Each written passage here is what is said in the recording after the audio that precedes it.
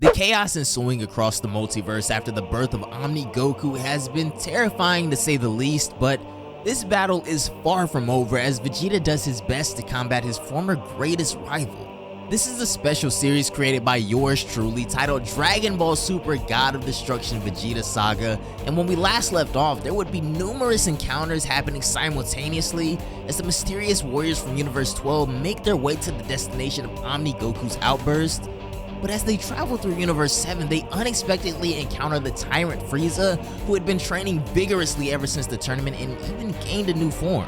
This fella transformed into Platinum Frieza after his album just went stupid the first week. Just kidding, but if that made you guys chuckle, leave a like. Platinum Frieza would be there to hold off these mysterious warriors and test his new powers. But back in the main battle, Omni Goku would throw everything he could process at Vegeta, driving the new god into a corner now. Vegeta knows full well of his immortality at this point, however, is erasing Goku the only way to rid their universe of the threat of a new Omni King?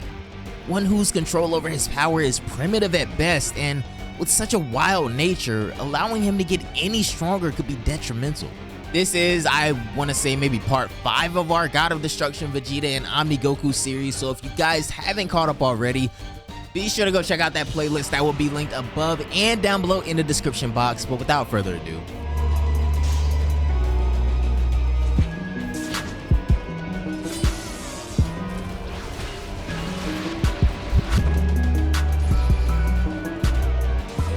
with Vegeta continuing to keep Omni Goku from going rogue, Platinum Frieza and Broly engage in a ferocious battle against the warriors of Universe 12. Their leader, Zenith, is on his way to Omni Goku. Gohan and Piccolo are still on Earth trying to figure out how they can get to Goku, while the Grand Priest is finally ready to pay Universe 7 a visit, together with Zeno. Definitely be sure to go check out those previous parts if you guys need more context. Anyways, for now, as much as the Grand Priest wanted Zeno to get up, neither one of them budged as their card game was going a bit too fun for them to just up and leave, so the Grand Priest is left with no choice but to just wait it out. Meanwhile, Gohan and Piccolo are quickly trying to figure out a way to get to the scene as well. Gohan has continuously been training ever since the Tournament of Power 5 years ago, and he was finally going to spar with his father to show him the fruits of his labor, but who knew that an event of this scale would happen so suddenly? Not only that, Goku just so happens to be the center of it all like always. Though while Gohan was deep in thought, Piccolo realizes that Dende has been quite freaked out ever since he saw Goku destroy the sun. "What's wrong, Dende?" "Look, we've got a new sun instead," Piccolo says, assuring him. Dende pauses for a second, nods, and then looks at Piccolo with a sincere expression in his eyes. "Listen, Piccolo, I'm not sure if you've heard about it, but the Namekian Book of Legends has 2 testaments. The old one was mostly just myths and fables, so throughout the centuries it got revised and we ended up with copies of a shorter, abridged version. One that holds knowledge exclusive to Universe 7. Piccolo goes completely silent momentarily, but what triggered this reaction was Nail's memories lying dormant in his subconsciousness. He instantly realized why Dende was in such peril. The existence of another Omni King simply proves that the stories, the myths, and the fables were, in reality, the true history of the multiverse. All that utterly inconceivable stuff actually happened millions of years ago. Wait, where's the Old Testament right now, Piccolo says. Don't tell me it got blown away when Frieza destroyed old Namek. Piccolo is seeming desperate at this point, and of course this conversation has completely swayed Gohan's attention as well. I'm not sure, though thinking rationally, when Grand Elder Guru passed away, he must have passed down the only known copy of the Old Testament to my brother Mori. Dende replies, he simply had no idea as even the Grand Elder treated them as nothing more than fantastical stories. However, this event and the ones that preceded it, all of them are undeniable proof of the book's credibility. Gohan, we have to go get to New Namek first. I highly doubt that such a historical treasure wasn't preserved, Piccolo says. Come on, at least do instant transmission. Didn't Goku at least teach you that much? Yeah, you don't have to tell me, Gohan says, expressing his frustration. Darn it, why can't I be useful for once? Meanwhile, back at the battlefield, Omni Goku had charged a massive, almost diabolical amount of energy for his Kamehameha. He wasn't Goku enough per se to verbally call out the name, but as he was about to unleash it, Vegeta could barely see his lip movement spelling out the name.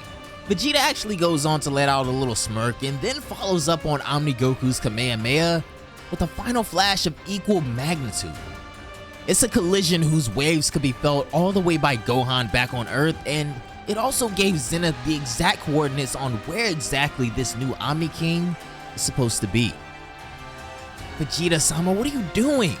If that Kamehameha was imbued with that erase ability, your attack and you yourself would have been deleted on the spot, Whis says, trying to knock some sense into Vegeta for being so careless. I know what you mean, it's just that I had a feeling that it would be the plain old Kamehameha, right Kakarot? Vegeta says. Though it was just a hunch, there was indeed some merit to Vegeta's reasoning here. It was when he saw Kakarot's body, his lips physically spell out the characters for Kamehameha, that Vegeta instinctively knew there was no need for cheap gimmicks. Let's duke it out with our own strength. Though suffice to say, this had only increased Omni Goku's maturity because now, not only is he going to keep using Kamehamehas, his body's also going to start speaking soon enough. Looks like I'm in for quite the haul here, Vegeta says to himself as his concentration keeps getting sharper and sharper, and so does his final flash. And this is when Murphy's Law begins to kick in. Vegeta had yet to realize the true extent of the danger posed by this legendary existence before him. Omni Goku had indeed tried to imbue Erasure in that Kamehameha. What happened was Goku's own body created this polarizing effect that ended up separating those two energies and lined them up in a queue. That's right, the moment the clash between Final Flash and Kamehameha is over, a sudden outburst of erasive energy will emerge as the aftermath to that attack. It would undoubtedly erase Vegeta and then go on to do the same to half of the universe that stood right behind him. Neither Vegeta nor Whis had any idea that the greatest tragedy in the history of Universe 7 was but only a few moments away. But for the slightly matured Omni Goku, he was just patiently anticipating what kind of face this purple candle in front of him would make before it's completely blown out of existence. Sadly, Omni Goku still had no idea about the true implication of what it means to completely erase something out of existence. Halfway through the final flash, Vegeta's heightened awareness finally realizes that there's a little bit more to this Kamehameha than what appears to be on the surface. Whis would go on to become confused as well, as neither of them could explain it, but this Kamehameha felt incomplete. Vegeta bets it all on his gut instinct and uses everything he had. All the energy his Ultra Ego form could accumulate, and he also adds in Hakai as the little cherry on top as well. Both energies intertwine with each other and begin to actively destroy Omni Goku's Kamehameha, but what it did was only escalate the inevitable. Omni Goku would smirk as the Kamehameha's original essence gets diminished, and what emerges at the end is the greatest surge of energy Vegeta and Whis had ever seen. Wait, what? For the first time in forever, Vegeta was quite literally lost for words, and so was Whis. There was nothing they could do because what appeared before them was a gigantic flash of light. A Kamehameha wave so big that it inadvertently stripped the black holes of their dark matter. The section of the universe that stood behind Vegeta was about to be reduced to a chapter in a history book. Whis quickly secures his safety by relocating and calls out to Vegeta. Vegeta, quickly get out of there. It's fundamentally impossible to evade that attack. I know, Vegeta says. Damn it. Then it all just happens too quickly. All of his insecurities about being afraid of this Omni King's strength, the mental dilemmas, the fear, and the idea that there was nothing he could do about it. All of it hits Vegeta like a truck all at once. He's exasperated while his pupils turn white, that menacing purple aura of Ultra Ego simply fading away, and his life starts flashing before his eyes as the attack grows closer. In that moment, it wasn't his body or his energy that gave away, but it was his mind. His greatest final flash, imbued with Hakai, got blown out like a flame on a candle. All of these thoughts ran and re-ran throughout Vegeta's head, all in the span of mere seconds. He may or may not be able to get out of the way, but Vegeta knew. The main target of this diabolical Kamehameha was definitely him. If he were to move to the other side, the Kamehameha could come around and hit Earth. And so silently, yet courageously, Vegeta would go on admitting defeat as he closes his eyes and simply stands in the way of this nightmare as it homes in. In his final moment, in his blaze of glory, Vegeta chose to at least accept his demise like a warrior. Meanwhile, not just Universe 7, the entire multiverse could more or less feel the impending doom. Zenith bites his lip, devastated that history is going to repeat itself all over again. However, this attack would have much greater ramifications as the Grand Priest's expression changes to a lot more of an unpleasant one now, while the Omni King duo couldn't help but pause their game as well. However, that momentary instance between the inception of the Kamehameha could only last so long. And just like that, it hit Vegeta and simply imploded, or should I say the Kamehameha imploded itself out of existence the moment it hit Vegeta, leaving everyone and everything lost for words as to what just happened.